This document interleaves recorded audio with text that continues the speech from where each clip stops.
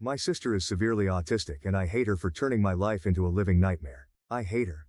That should be wrong to say, but it doesn't feel like it. Ever since my sister was born, it's like I vanished from my parents' radar. I was 6, excited to be a big sister, but that excitement faded fast. The shift was gradual but undeniable. Suddenly, I was moving into the basement because she needed to be closer to mom and dad. That hurt. The basement was creepy and cold, and I missed the warmth of being near them. Nights down there were long and lonely. I'd hear the rest of the family upstairs and feel so cut off, like I was more of an afterthought than a daughter. Losing my toys to her was another blow. She didn't mean to break them, but it happened all the time. I remember trying to explain to my parents how it made me feel, hoping for a bit of sympathy, maybe even justice. But all I got was, "She's younger, she doesn't understand. You're the big sister, you should be more understanding." It felt so unfair. Those toys were my escape, and seeing them broken, without anyone caring enough to address it, just piled on the feeling of being invisible. The MacBook incident was the last straw. School had given it to me because I'd been doing really well, and then one day, it was just destroyed. My school was mad at me for being careless, and my parents. They just added to the blame. No one stopped to consider it wasn't actually my fault. I was furious and hurt, but mostly, I felt alone in dealing with the mess. It wasn't just about a laptop, it was about feeling like nobody had my back. Honestly, trying to balance being a sister and having a life is rough. I love my sister, sure, but it's like my parents forget I'm still a kid too. Every time she needs something, I have to drop everything. Doesn't matter if I'm studying, hanging out, or even trying to catch a break. It's like I'm on call 24/7 without even signing up for it. I couldn't remember the last time I hung out with friends without constantly checking my phone, worried I'd miss a call from home needing me to rush back. My life felt like it was on a perpetual pause, always waiting for the next crisis or the next demand for help. The day I decided to go watch the new Spider-Man movie was a big deal for me. It had been ages since I'd made plans that felt purely for my own enjoyment. My friend Jake had been talking about it for weeks, and his excitement was contagious. I needed that break, a couple of hours where I could just be a teenager, not a caretaker. So, I made a decision. I figured, just this once, I'd turn my phone off to enjoy the movie. Not worry about anything else. Just 2 hours, you know? Walking out of the theater, turning my phone back on, I felt like I was hit by a truck. Missed calls and texts everywhere. I called home immediately, the joy from the movie evaporating with each ring. When my mom picked up, her anger cut through me. "Where have you been? We needed you an hour ago." I could barely get a word in. I rushed home, feeling guilty but also kind of angry. When I got there, it was like walking into a storm. My parents were furious, their disappointment a tangible force in the room. "We rely on you, and you just decide to disappear? To watch a movie?" My dad's voice was sharp, his words punctuated by my sister's background noises, like going to a movie was some kind of crime. I tried explaining I just wanted a break, that I just wanted a couple of whores to myself, but it fell on deaf ears. It didn't matter. "Your responsibilities here are more important than some movie," my mom added, her words final. They grounded me, said I was being irresponsible. All over a movie. Sitting in my room after ward, it hit me. This wasn't about the movie, it was about feeling stuck. Yeah, I get it, my sister needs me. But sometimes, I just want to do something normal, without feeling guilty or getting into trouble for it. Being 18 and feeling like you're not allowed to have your own life is tough. It was about feeling trapped in a role I never chose, about longing for a piece of normalcy in a life that felt anything but normal. I loved my sister deeply, but in that moment, I couldn't help but feel robbed of the simple teenage experiences, of friendships and carefree moments. Living in my house feels like I'm trapped in a loop where everything revolves around my sister and her needs. Don't get me wrong, I get it. She needs a lot of care, and I want to be there for her. But sometimes, it feels like I'm just another item on the family's to-do list. Help your sister. Make sure she's okay. Can't you see we're busy with her? It's exhausting, feeling more like an extra hand. It's like I'm invisible unless they need something for her. This feeling of being a slave in my own home, it's suffocating. I carry this weight around, a burden that's made me question my own worth. Around the house than an actual member of the family. Then there was this one week that felt like it could be different. I had been chosen to give a speech at a school event. Something about that recognition, it lit a spark in me. I worked hard on that speech, pouring my thoughts and feelings into every word. When my parents said they'd be there to watch me, for the first time in a long time, I felt valued. Finally, something about me. I worked on my speech every night, imagining looking into the crowd and seeing my parents there, maybe even catching them smiling proudly. The excitement was like a beacon, a rare light in the usual dimness of my daily life. Like, maybe this time things would be different. But they weren't. They missed it because of something with my sister. Once again they blamed it on my sister. Standing there, about to start my speech, and not seeing them crushed me. I pushed through, voice shaky and hands trembling. I cried. Not just for the speech, but for all the times I felt sidelined. Yeah, I made it through, and people clapped, but it felt empty. The whole walk home, I couldn't stop the tears. It's not like I wanted to make a big deal about them missing the speech, but it just hit hard. It felt like a reminder that no matter what happens with me, it'll always be secondary. And walking home, all I could think was how this pattern seems like it's never going to end. Talking about colleges with my dad was something I'd been looking forward to. It started off pretty normal. I was actually excited, you know? For once, it felt like we were focusing on my future, on something that was about me. I was getting into the idea, thinking maybe college was my chance to get out and do my own thing, away from all the chaos at home. We were looking at some brochures, talking majors and campuses. It was the closest to dreaming I'd gotten in a long time. Then my dad made that joke. Something about picking a high-paying major so I'd be set to take care of my sister when they're gone. He laughed, thinking it was just a light-hearted comment, I guess. But it hit me hard. All my bottled-up feelings just exploded. I lost it. I couldn't hold it in anymore. I started crying, then yelling, telling him how unfair it was that my entire life was expected to revolve around being my sister's caretaker. It was all coming out, every bit of resentment, every moment of feeling overlooked and undervalued, trying to make him see how much I've had to give up, how everything always circles back to what my sister needs. But they didn't get it. My parents just stood there, staring at me like I was speaking another language, watching me lose it. No comfort, no apologies, nothing. Their faces were so cold, so detached. It was like they couldn't understand why I was so upset over a joke. That's when I realized they weren't going to hear me out. I ran to my room, slammed the door, and I've been here ever since. And here's the thing. I've been in there for hours, and they haven't even bothered to check on me. Not a knock, not a word. Nothing. It's like my outburst didn't matter to them.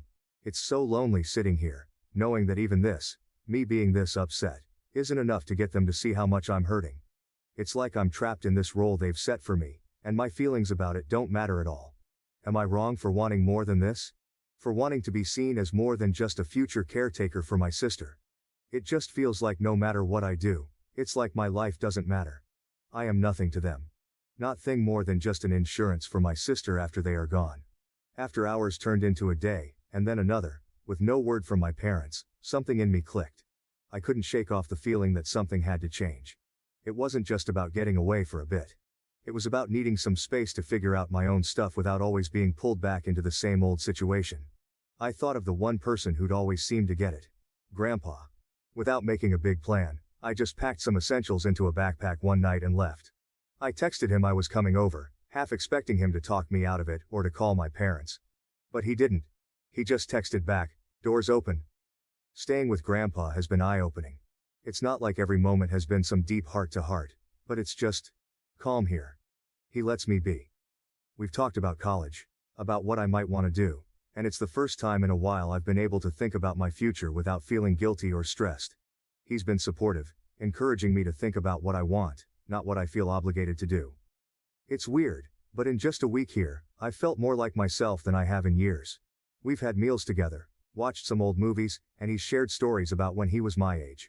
It's been nice, simple, and kind of freeing. I've even started researching colleges again, this time looking at programs I'm actually interested in, not just ones that might make enough money to take care of my sister in the future. Being with Grandpa has given me a glimpse of what that might look like, and it's something I want to hold on to. Wow, thank you for all the support and love that you guys have given me. I never expected this post to reach the popularity it did. Thank you all. After thinking about it for these past few hours, you are right that I don't despise my sister. It's not her fault that she was born the way she is. My parents came to talk to me a while after my breakdown, but I was unable to bring myself to talk to them and only cried and asked them to leave. They have made arrangements with my grandfather for me to stay with him for the time being. My parents want to talk to me, but we have decided it's best I leave for now to have some space and time to collect myself. We will be sitting down and talking later this week about this issue. Thank you all again for the love and support through this. I started by telling my grandpa the story of why I broke down the way I did, and to be honest, when I finally spilled everything to Grandpa, His reaction was way more intense than I expected. I mean, I knew he'd be surprised, but he looked downright shocked, horrified. I told him all about how things have been at home, how I've basically been my sister's full-time caregiver on top of everything else, and how it all came crashing down that day with my dad's joke about college and taking care of her forever. Grandpa was seriously upset, especially when he found out that my sister was supposed to have professional help that she wasn't getting. He said a lot of stuff. He told me some things that I don't feel comfortable repeating here, but in essence my sister is supposed to be getting care from a professional and that my parents were ignoring that. But the gist was that it wasn't right or safe for me to be in that position, especially with how things were with my sister. He couldn't believe my parents were putting all this on me, and that they'd kept so much from the rest of the family. He was also really mad about the whole movie incident, saying it was the last straw that showed how unfairly I was being treated. Grandpa's pretty chill most of the time, so seeing him this mad was kind of a big deal. He told me straight up not to talk to my parents unless he was there, which was a relief honestly. He said he'd talk to them first, sort everything out, and be there with me for any conversations in the future. But it wasn't just Grandpa. Over the next few days, I heard from aunts, uncles, cousins, you name it. They were all checking in, making sure I was okay, and they were all just as shocked as Grandpa was. Turns out, my parents had been telling everyone they had a professional caregiver for my sister and even taking money from the family to pay for it. Except, that caregiver never existed. Everyone was pretty upset about being lied to, especially about something so serious. This past week? Man, it's been a roller coaster. Tough, yeah, but also kinda eye-opening in a good way. The whole drama with my parents and finding out all that stuff I had no idea about was a lot to handle. But then, there's been this unexpected silver lining.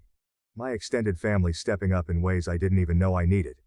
Grandpa's been at the center of it all, trying to make up for what he keeps calling lost time. He's been really pushing me to just be a teenager again. It's weird but nice, getting nudged to hang out with my friends more, or just chill and do whatever I feel like, stuff I haven't really done in, well, forever.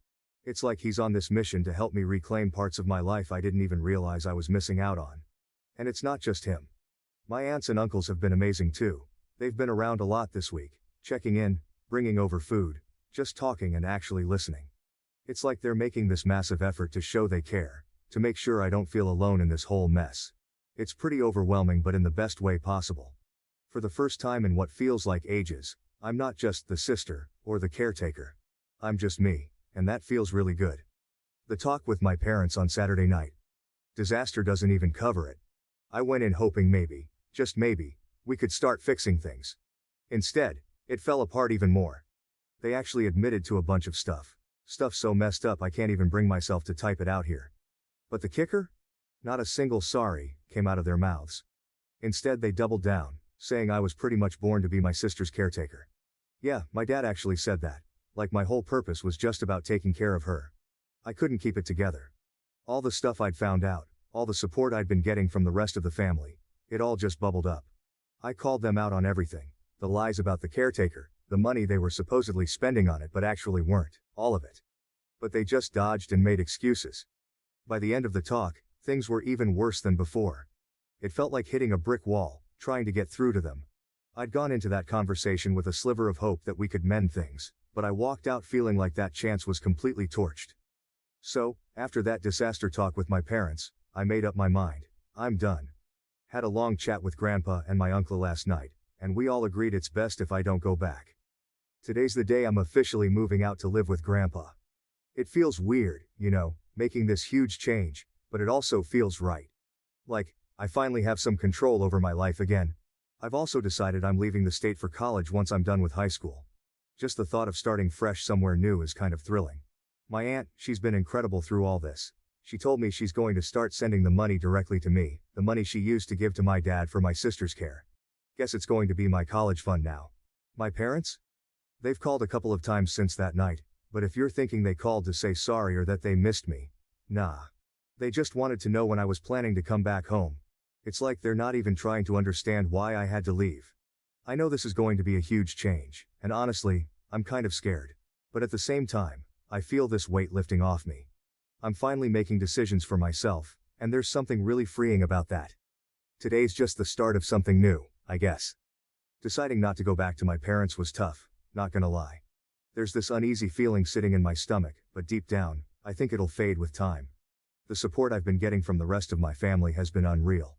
It's weird.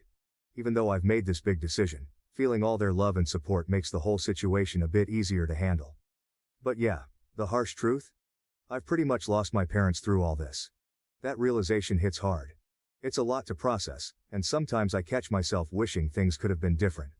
But through all the mess, I've come to see something really important. I don't hate my sister. That anger I thought I felt towards her was misplaced.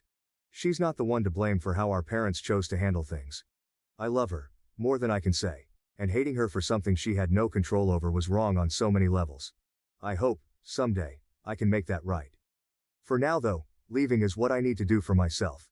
It's about finding my own way, figuring out who I am outside of this whole situation. It's going to be a journey, but I'm ready for it. Edit. Thank you all so much. I wish I could respond to every single one of you, but my lunch only lasts so long. I'll update tonight how the move out went, but until then, thank you all. I want to say that your support has been amazing, and your kindness means more to me than anyone could ever imagine. Moving out was surreal. Grandpa and my uncle were with me every step of the way, helping me pack up my life into boxes and bags. Everything that meant something to me, we took. Make sure to grab all the important stuff like my birth certificate and social security card. It felt weirdly official, like I was collecting pieces of my old life to start a new one. My parents? They were pretty much silent the whole time. Dad took off with my sister not long after I got there, leaving just my mom to watch us pack. She didn't say much, just hovered in the background. It was awkward, tense even. But then, as we were about to leave, she finally broke down. She said she loved me, that she'd miss me. After days of silence, those words hit differently. I hugged her, said goodbye. It was one of the hardest things I've ever done. Sitting in my new room at Grandpa's house, I keep replaying that moment. Did she mean what she said? After everything, it's hard to know for sure. But I want to believe she did. Right now, all I can do is focus on what's ahead. Maybe, with time, my parents and I can find a way back to each other. I'm